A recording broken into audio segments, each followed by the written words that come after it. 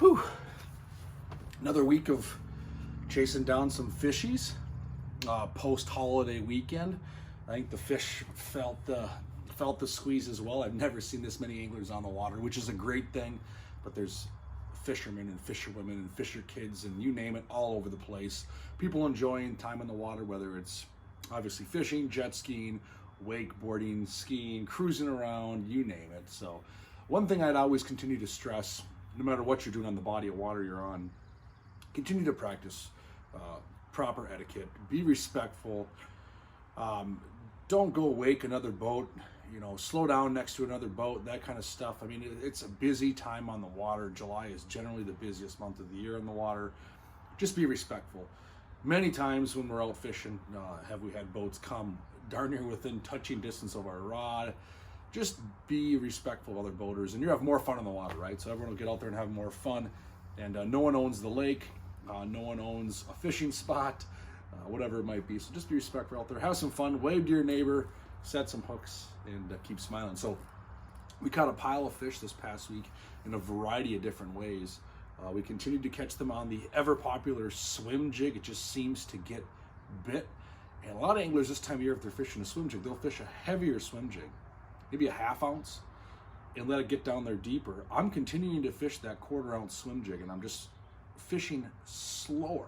And I don't know if that's what's triggering these fish lately, is something that's a little more methodical, something that's a little more composed in the water. Because whether I'm fishing a swim jig, whether I'm fishing a Ned rig, a jig worm, a wacky rig, flipping a jig, it seems like that lighter profile presentation, even in deeper water, is getting bit. So even when I'm fishing 12, 16 feet of water on the weed lines right now, I'm still fishing a lighter jig.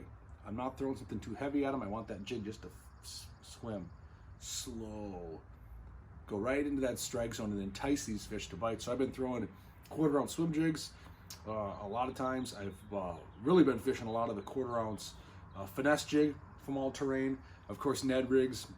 My boys were whooping up on fish on a Mighty Head jig, fishing very light in that, like a 1/8 ounce, maybe 3/32, but a lighter jig, ribbon tail worm, that sort of thing is catching a lot of fish right now, whether it be bass, both smallmouth and largemouth. Obviously pike are chomping on them. I've gone through a bunch of Mighty jigs already this season, so they're eating just fine. Haven't really done the walleye thing this last week, to be honest. Did fish the river with Dave Gens, and we caught some walleyes. Of course, when you're on the river, you always catch walleyes, but we were targeting smallmouth bass. But the bass bite seems to be setting up really good. We're not catching fish super deep yet.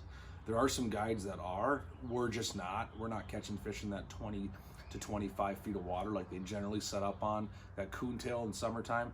Now my report next week might be a complete 180. We might be catching all of our fish out deep. But everything I've caught this past week has been relatively deep. I'm not fishing 2, 3, 4, 5 feet of water anymore, but we're catching a lot of our fish in 8 to 15. So the boat's kind of in that 16, 17 foot range, generally speaking, and we're pitching in. If you're not loading up on weeds once in a while and ripping through the weeds, you're not where that big bite is. I'm very confident in that. The big bite is really relating to the weeds. Now, we're not quite flipping milfoil in 6, 7, 8, 9 feet, which you could. Remember, I'm mostly taking clients fishing and my kids fishing, so we're on that weed edge, letting it tick through that sparse edge where you're kind of popping it through the weeds once in a while. And if you ask Jack how he caught all his fish on a jig worm, is that he would ball up on it, kind of catch a weed and kind of rip it through, let it sink back down, and then bang, the fish was there. So they're right up tight to those weeds, and they're taking the opportunity to take these baits as they come out and get into their face. So jig worm, Ned rig, Nico rig, flip a jig.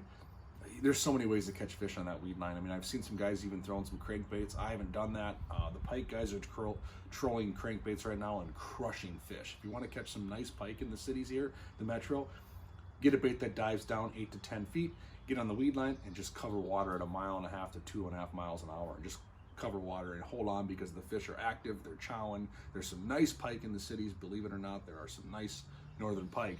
And you also can catch some walleye doing it that way too. So whether it's a shad wrap, a salmon hornet, various types of reef runners, there's a number of different brands out there that make a really nice crankbait that you can cover water with and just troll and enjoy the day talking to your friends or your family. So great way to catch fish. The bluegills are on the weed lines. If you want to get bit and have fun with the kids, the bluegills are all over the weed lines, and they're super eager. They are crushing our 7 and 8 inch jig worms, trying to eat them. We're not hooking them all, but you can feel them just rat-tat-tat-tat, eating it. So if you want to catch bluegills, drop down to a 2-inch Mr. Twister tail, light jig head, whether it's a 1/32 or a 1/16, pitch it on that weed line, feed it line, let it feather itself right down that weed line, same spots you're bass fishing. And I promise you're going to be very active setting hooks on bluegills. And there's crappies mixed in as well. So try that. The weed line's very fishy right now. That's where we're spending most of our time. That's where I expect to spend most of my time this coming week, is on that immediate weed line. Water temps are warm. We're starting the day and the temps are almost touching 80 degrees on the surface temps. So if you're going to musky fish, do it during after dark when the water's a little cooler, or you know what, maybe not do it at all. So these fish are a little more susceptible to damage from this warm water. But if you have to get out there and you already have, let's say, a trip planned or something to that effect, or a vacation planned, I'm not telling you not to musky fish. I'm just saying maybe pick your optimal times and maybe fish bass and walleyes and panfish and pike throughout the day.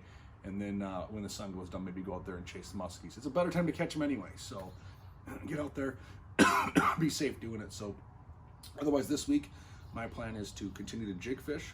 I'm going to be flipping some jigs around that weed line. I'm going to be fishing jig worms. Probably get a swim jig out for a while. I think I'm going to throw a buzzbait a little bit. We had a few fish blow up on buzzbait, some nicer ones.